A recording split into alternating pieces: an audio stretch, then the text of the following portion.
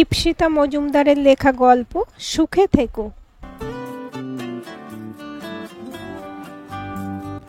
New মার্কেটের ব্যাগের দোকানগুলোতে চোখ পড়ল আবিরের। একটা সবুজ রঙের লেডিস ব্যাগ হাতে তুলে নিয়ে নাড়াচাড়া করতে লাগলো। রেশমি একবার বলেছিল তার এরকম একটা সবুজ ব্যাগ লাগবে, শাড়ির সাথে ম্যাচ করিয়ে। ওকে সেই বছর একটা কালো সবুজ ইক্কত কিনে দিয়েছিল আবির।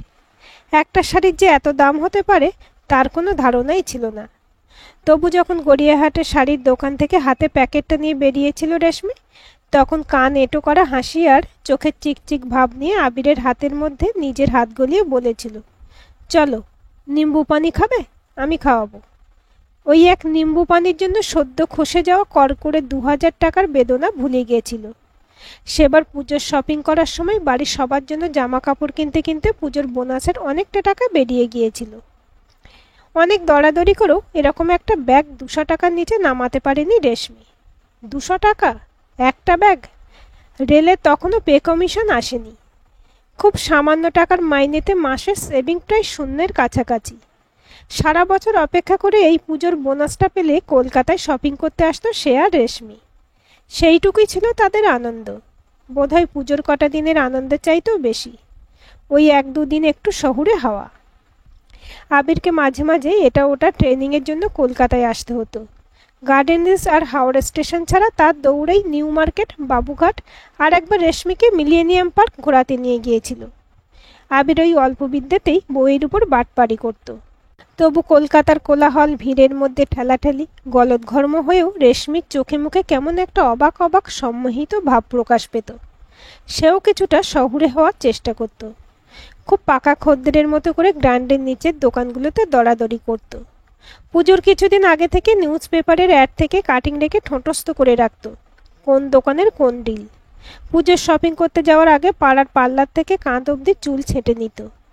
বিয়ের আগে কেনা জিন্সের সাথে একখানা কুর্তি গলিয়ে বেরিয়ে পড়ত ভোর ভোর। ওদের বাড়ি খড়গপুরে। আবিরের ছোট থেকে বড় হয়ে ওঠা, স্কুল, কলেজ, তারপর চাকরিটাও। রেশমির সাথে প্রেমটা সেই ক্লাস 9 থেকে। এক স্যারের কাছে দুজনে ইংলিশ পড়তো। রেলের চাকরির পর থেকে রেশমির বাড়ি থেকে বিয়ের চাপ আসে। রেশমিও ততদিনে ফিলোজফি নিয়ে গ্র্যাজুয়েশন শেষ করে মাস্টার্স করছে। বড়দার ট্রেনিং শেষ করে মাঘের এক হাড় কাঁপানো সন্ধ্যেতে ওদের 4 হাত এক হয়। তারপর আবিরের এক উচ্চপদস্থ কাকা দৌলতে আবিরের খড়গপুরে ট্রান্সফারও হয়ে যায়। একটা ছোট্ট রেলের কামরায় শুরু হয় ওদের জীবন। 4 টাইপ কোয়ার্টারের সামনে এক চিলতে বাগানে তখন শীতের মরশুমি ফুল, একটা বড় আম গাছ। বর্ষায় কামিনী ফুলের মিষ্টি গন্ধের সাথে মিলেমিশে যেত ওদের ভাত, ডাল, পোস্তের সংসার। বিয়েতে পাওয়া শালকাঠের খাটটি সাক্ষী দিত প্রতি রাতে সোহাগের চিহ্ন। সুখী ছিল ওরা। ও দাদা, ব্যাগটা নেবেন? হঠাৎ দোকানের ডাকে সম্বিত ফিরল আবিরের। খানিকটা অপ্রতিভ হয়েই একখানা ক্যাবলা হাসি দিয়ে বলল, না না, মানে লাগবে না, নিন না। ব্যাগটা চটজলদি রেখে দিয়ে তড়িঘড়ি করে সেখান থেকে সরে গেল। পেছন থেকে তখনও দোকানির ডাক ভেসে আসছিল, ও দাদা, ও দাদা, আরে শুনে যান, বলুন না কত দেবেন। কবজির ঘড়িটা উল্টে একবার দেখে নিল। ঘড়ির কাঁটা জানান দিচ্ছে 2 বাজতে আর 5 মিনিট। গ্র্যান্ড হোটেলের সামনে দাঁড়াতে বলেছিল কাল রেশমি। নিজের ইস্ত্রি করা শার্টটায় একবার চোখ বুলিয়ে নিল। হালকা আকাশি রঙের এই শার্টটা রেশমি কিনে দিয়েছিল। এই শার্টটা তার সব থেকে দামি শার্ট। 1500 টাকা নিয়েছিল, এখনও মনে আছে। রেশমি কিনে এনে বলেছিল, এটা পিটার ইংল্যান্ডের, সেল দিচ্ছিল তাই এত সস্তায় পেলাম, না হলে এটার দাম ছিল 3500। শুনে চোখ কপালে উঠে গিয়েছিল আবিরের। এত দাম দিয়ে কেন শুধু মুধু কিনতে গেলে? আমি মাঝপথে থামিয়েই রেশমি বলেছিল, উফ প্লিজ, এরকম রিয়্যাক্ট করো না তো। আমার বুলু পিসিরা দুবাইতে থাকে, তার ছেলের বিয়ের বউ ভাতে তুমি কি ওই পাড়ার দর্জি তৈরি শার্ট পরে যাবে? মান ইজ্জত বলে কিছু আছে তো? আবির অবাক হচ্ছিল। ও চেনা জানা রেশমি কেমন দিন দিন অচেনা হয়ে উঠছিল। ঘামে জ্যাবজেবে হয়ে গেছে শার্টটা। মুখ থেকে একবার চুপ করে একটা আফসোস বেরিয়ে গেল। 2:15 একবার ভাবল রেশমিকে ফোন করে। পকেট থেকে ফোনটা বার করে নম্বর ডায়াল করতে যাবে, তখনই দেখল রেশমি ফোন করছে। কেমন যেন মনটা প্রসন্ন হয়ে গেল। তাহলে এখনও কিছু টেলিপ্যাথি কাজ করে। হ্যালো, হ্যাঁ, তুমি পৌঁছে গেছো? হ্যাঁ, অনেকক্ষণ। তোমরা কোথায়? আমি আসছি। আর ধরো 15 মিনিট, জ্যামে ফেঁসে গেছি। ওকে ওকে, এসো, আমি অপেক্ষা করছি। রেশমি আর কিছু না বলে ফোনটা কেটে দিল। আরও মিনিট 15 পরে একটা দুধ সাদা ফোর্ড কোম্পানির লম্বা গাড়িটা এসে দাঁড়ালো ওর সামনে। গাড়ির কাঁচ একটু নামিয়ে রেশমি বলল, উঠে এসো গাড়িতে। রেশমি আগের থেকে আরও ফর্সা হয়ে গেছে। ওর মুখ থেকে কেমন যেন দ্যুতি ছড়াচ্ছে। চুলগুলো এরকম সোজা রেশমের মতো হলো কি করে? একটা কালো সরু স্লিভলেস ব্লাউজের সাথে সাদা লাল কালোতে বিভিন্ন জ্যামিতিক আকৃতির ডিজাইন করা। শাড়িটা দেখে বোঝা যাচ্ছে খুব দামি শাড়ি। একবার নিজের শার্টের দিকে তাকিয়ে আবির ভাবল, ভালোই করেছে আজ এই শার্টটা পরে এসে। গাড়ির ড্রাইভারকে গ্র্যান্ডের ভিতরে নিয়ে যাওয়ার জন্য নির্দেশ দিল। কিছুক্ষণের জন্য হলেও আবিরের বুকটা কেঁপে উঠল। এত বড় হোটেলে খাওয়া তো দূরের কথা, ঢোকার চিন্তাও করেনি কোনোদিন। রেশমির কাছে আজ এত পয়সা আছে, আর হবে নাই বা কেন? সন্দীপ ছেলেটির প্রোমোটারই বিজনেস, পয়সা রাখার জায়গা নেই। সেই দেখেই তো রেশমি হয়তো ওর মতো একজন ছাপোষা সাধারণ ছেলেকে ডিভোর্স দিতে দুবার ভাবেনি। রেশমির গা থেকে যে দামি বিলেতি পারফিউমটার গন্ধ আসছে, সেই পারফিউমটার দামের সমানই ছিল হয়তো আবিরের তখনকার রোজগার। নিজের মনে ভাবল, ভালোই হয়েছে, রেশমি ভালো আছে।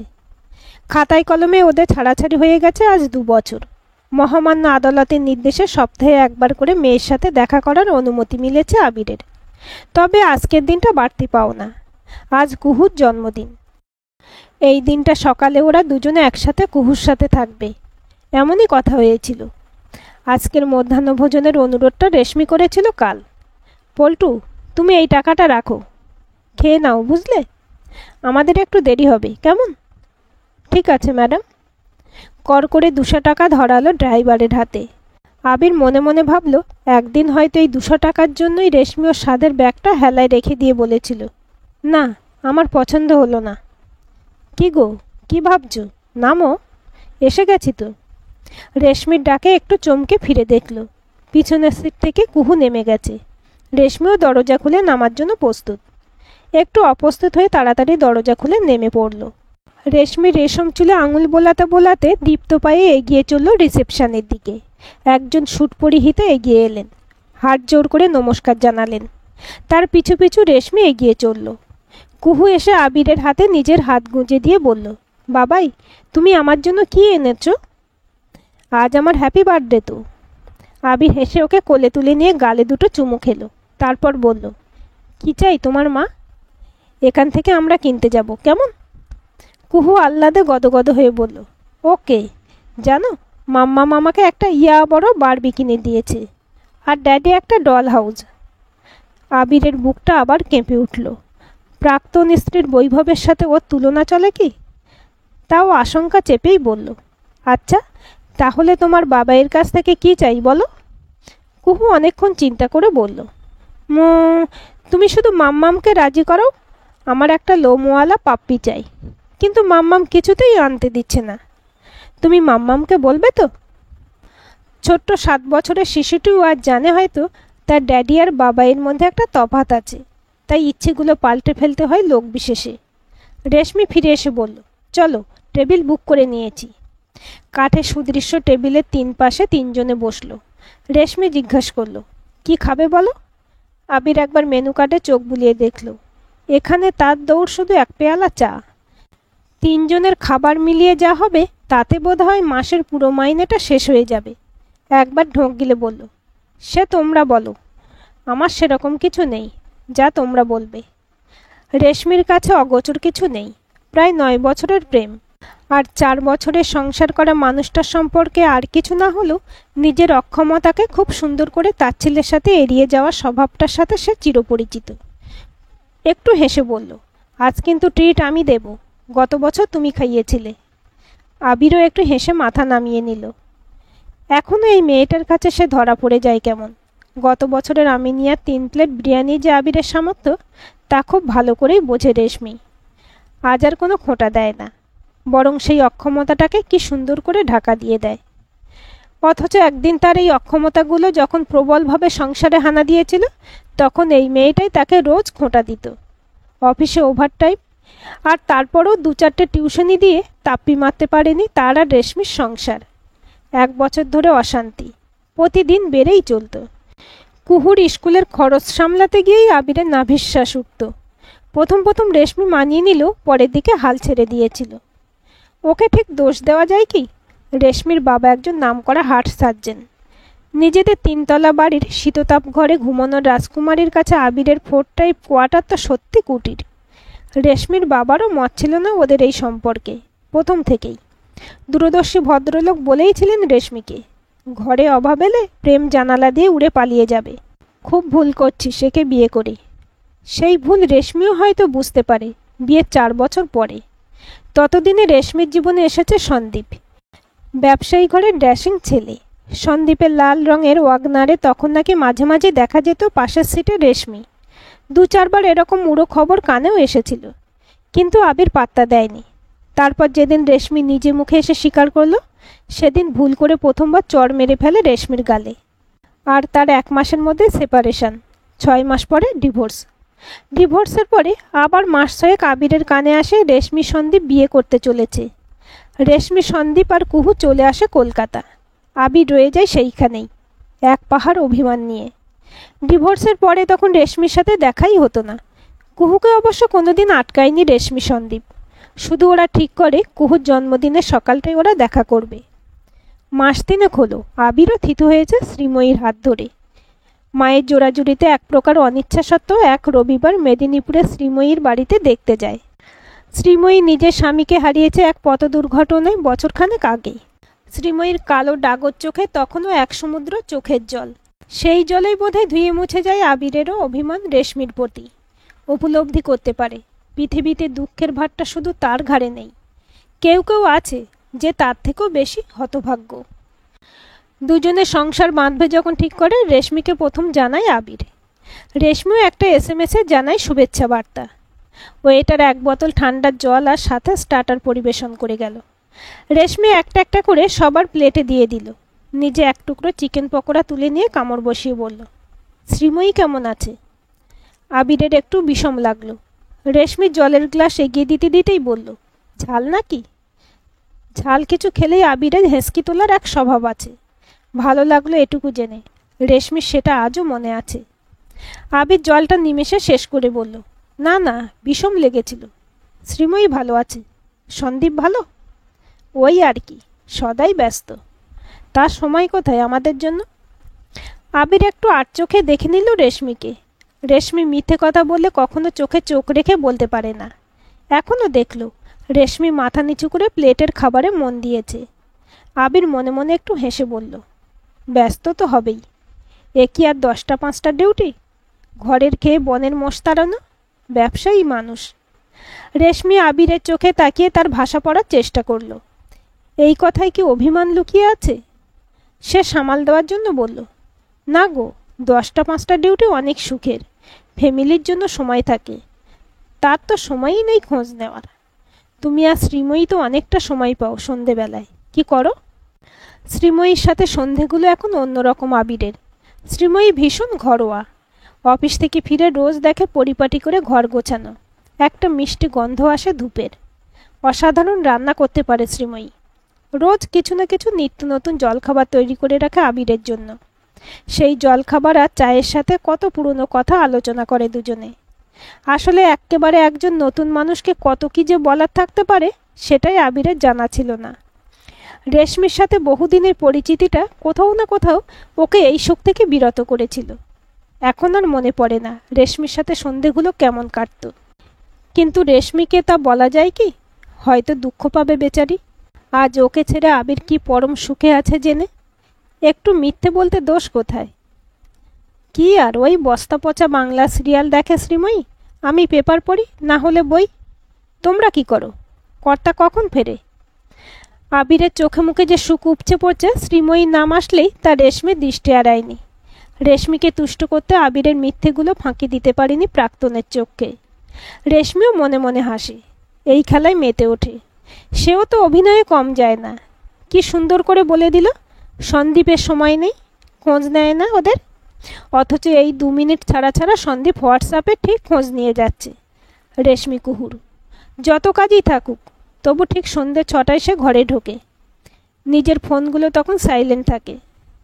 কখনো কুহুকে নিয়ে খেলছে, কখনো ওদের নিয়ে সিনেমার ডিনারে যাচ্ছে। হ্যাঁ, রেশমি খুব সুখী আজ সন্দীপকে নিয়ে। আসলে সন্দীপ ছেলেটাই বোধহয় তেমন, খুব সহজে সুখী করতে পারে যে কাউকে। সন্দীপ কোনোদিন রেশমিকে সংসার ভাঙতে বলেনি, বরং তখন অনেক বোঝাতো, আবিরের পক্ষ বেশি নিত। সন্দীপ শুধু বলেছিল সে পাশে থাকতে চায় রেশমির, বন্ধুর মতো। সে কথা সন্দীপ রেখেছে। আজও যখন রেশমি মাঝে মাঝে আবিরের কথা বলে, সন্দীপ মনোযোগ সহকারে শোনে, পাশে থাকে। তাই হয়তো আজ আবিরের অভাব আর বোধ করে না রেশমি। কিন্তু সে কথা আবিরকে বলা যায় কি? একেই ওকে এত দুঃখ দিয়েছে, আরও না হয় নাই দিল। নিজেকে গুছিয়ে নিয়ে বলল, আমাদের সন্ধে ওই আমরা মা মেয়ে কিছু না কিছু করি। সন্দীপের ফিরতে রাত হয় 8টা 9টা। এসো কাজ, ফোন নিয়ে ব্যস্ত, তারপর ডিনার দিয়ে ঘুম, ব্যাস। ওর আর আবির এবারে একটু শব্দ করেই হেসে ফেলল। রেশমি একটু হকচকিয়ে গিয়ে বলল, কি হলো, ওরকম হাসলে কেন? কিছু না, এমনি। না এমনি না, বলো কেন হাসলে? আবির চোখ তুলে রেশমির চোখের দিকে তাকিয়ে বলল, থাক না রেশমি, আর মিথ্যে নাই বললে। মিথ্যে? কি মিথ্যে? পুরোটাই তো মিথ্যে বলছো সন্দীপের ব্যাপারে। রেশমি একটু হেসে মাথা নামিয়ে নিল, বলল, তুমি একই আছো, কি করে বুঝলে? বারে, তোমাকে এতদিন ধরে চিনি, এটুকু বুঝবো না? তুমি মিথ্যে বললে চোখে চোখ রেখে কথা বলো না, প্রয়োজনের থেকে বেশি কথা বলো, এই যেমন বলছিলে। আর তুমি তুমি যে এতগুলো শ্রীময়ীর ব্যাপারে মিথ্যে বললে, কি ভাবলে আমি ধরতে পারবো না? কি ভেবে মিথ্যেগুলো বললে? আমি কষ্ট পাবো? আবির মাথা ঝুঁকিয়ে দিল। রেশমি আবার বলল, আমি জানি তুমি ভালো আছো আবির, আমিও তো তোমাকে চিনি, তোমার চোখের ভাষা আজও পড়তে পারি।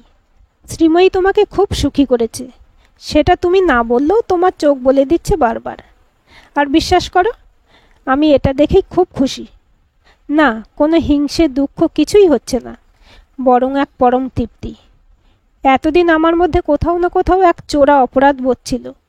আমি তোমার জীবন শেষ করে দিয়েছি, স্বার্থপরের মতো শুধু নিজে সুখী হচ্ছি। কিন্তু আজ বিশ্বাস করো, সেই অপরাধ বোধটা আর নেই। মনে হচ্ছে তুমিও আমাকে ক্ষমা করে দিতে পেরেছ। ঠিকই বলেছ রেশমি, শ্রীময়ী আমার জীবনে আসার পর থেকে আমার জীবনটা পাল্টে গেছে। আসলে দুটো মানুষের দুঃখ এক জায়গায় চলে এলে বোধহয় আর দুঃখের জায়গা থাকে না, তাই আমরা এখন সুখী। আগে তোমার উপরে আমার অভিমান ছিল, রাগ ছিল, সন্দীপের প্রতিও ছিল, কিন্তু আজ আর নেই। আজ আমারও ভালো লাগে এটা ভাবলে যে তুমি ভালো আছো। হয়তো মানুষ নিজে সুখী হলে সবাইকে সুখী দেখতে চায়। দুজনেই একবার দুজনকে হাসি বিনিময় করে আবার খাবারে ফিরে গেল। গাড়িতে ওঠার সময় রেশমি হেসে বলল, আসি, ভালো থেকো। তুমিও।